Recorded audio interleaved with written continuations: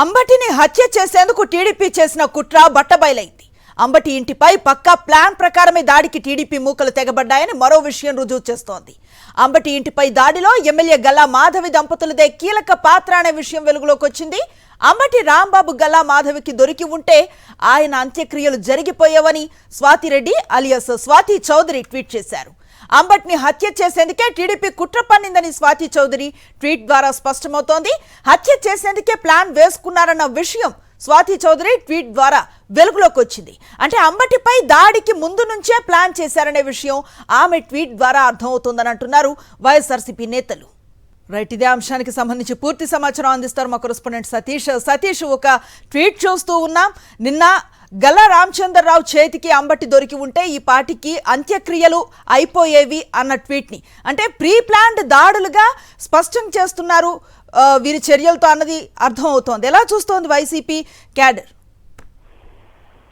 అనుకుని వైఎస్ఆర్ కాంగ్రెస్ పార్టీ నాయకత్వం మొత్తం ఏదైతే అనుమానిస్తుందో దానికి సంబంధించినటువంటి ఆధారాలు ఒక్కొక్కటిగా వెలుగులోకి వస్తున్నాయి. కొద్దిసేపటి కిందట మరొక ఆధారం వెలుగులోకి వచ్చింది.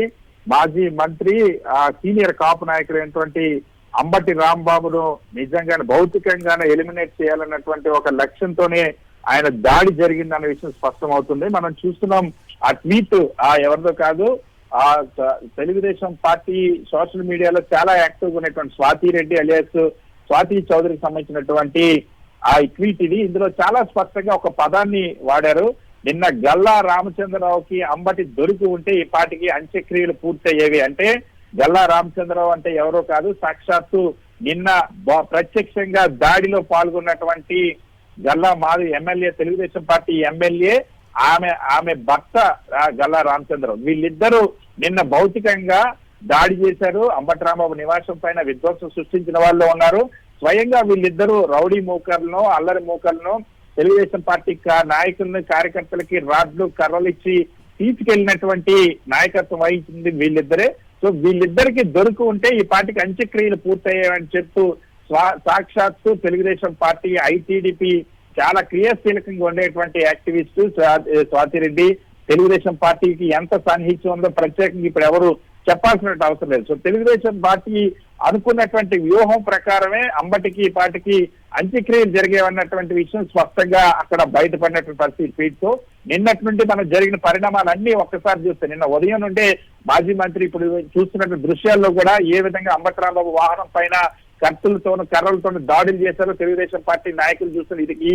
ఇది ఉదయాన్నే జరిగినటువంటి సంఘటన. ఇది హత్యకు ఏ విధంగా పథకరచన చేశారో స్పష్టమైన పరిస్థితి. నిన్న దాడిలో స్వయంగా అంబటి రాంబాబు పైన చేసినటువంటి నివాసంలోకి వెళ్ళినటువంటి వాళ్ళు స్వయంగా ఎమ్మెల్యే భర్త ఉన్నారు. నివాసం వరకు మొత్తం రౌడీ ముక్కలను తీసుకొచ్చింది కూడా ఎమ్మెల్యే గల్లా మాధవినే. సో ఇక్కడ చాలా స్పష్టంగా తెలుగుదేశం పార్టీ ఒక పథకం ప్రకారం మాజీ మంత్రి అంబటి రాంబాబు పైన ఆ హత్యాయత్నానికి ప్రయత్నించింది.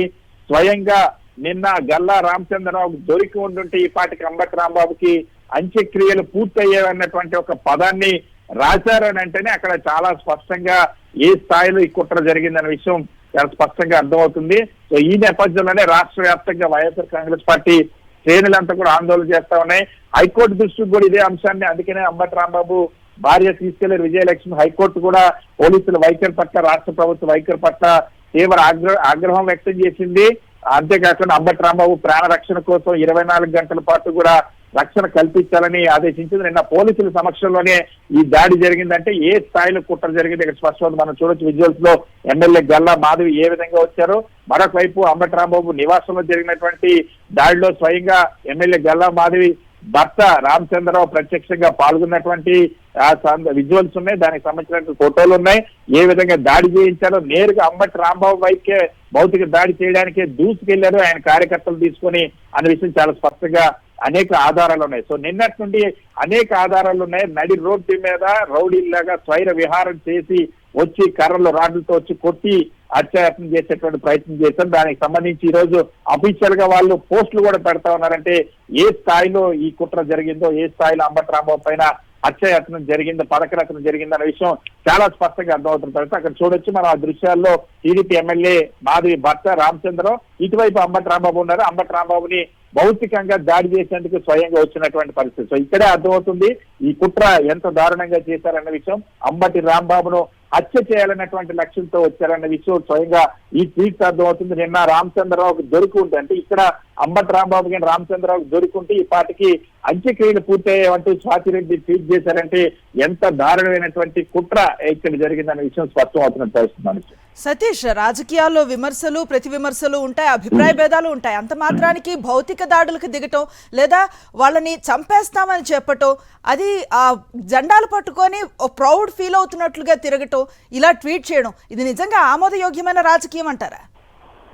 ప్రజాస్వామ్య వ్యవస్థలో ప్రజాస్వామ్య ప్రభుత్వాలు ఏవి కూడా ఇటువంటి ఆటవిక చర్యలను మద్దతు తెలపవు. కానీ దురదృష్టవశాత్తు ఆంధ్రప్రదేశ్ రాష్ట్రకే అటువంటి దారుణమైన పరిస్థితులు వచ్చి ఆంధ్రప్రదేశ్ రాష్ట్రంలో బాధ్యత కలిగినటువంటి ప్రభుత్వం ఆశ్చర్యంగా నిన్నటి నుండి రాష్ట్రంలో ఇంత దారుణమైనటువంటి సంఘటనలు, ఇద్దరు మాజీ మంత్రుల నివాసాలపైన రావణ కాష్టం రగులుతున్నట్టుగా దాడులు చేసి అక్కడ నిప్పు పెట్టినటువంటి సంఘటనలు జరిగితే ఈ రాష్ట్ర ముఖ్యమంత్రి స్పందించరు, ఈ రాష్ట్ర హోంమంత్రి స్పందించరు, ఈ రాష్ట్ర డీజీపీ స్పందించరు. అక్కడ కనీసం గుంటూరు పోలీస్ అధికారులు కానీ ఇటు విజయవాడ పోలీస్ అధికారులు కానీ కనీసం స్పందించి ప్రజల్ని అప్రమత్తం చేసే ప్రయత్నం కానీ చేయనటువంటి పరిస్థితి ఉందంటే ఎలాంటి భయానక పరిస్థితి అర్థమవుతుంది. సో ఈ ట్వీట్ తో మరొకసారి అంబటి రాంబాబుపై జరిగినటువంటి హత్య కుట్ర అన్నది స్పష్టంగా బట్టబయలేదని మనం చెప్పొచ్చు. Right, thank you Satish.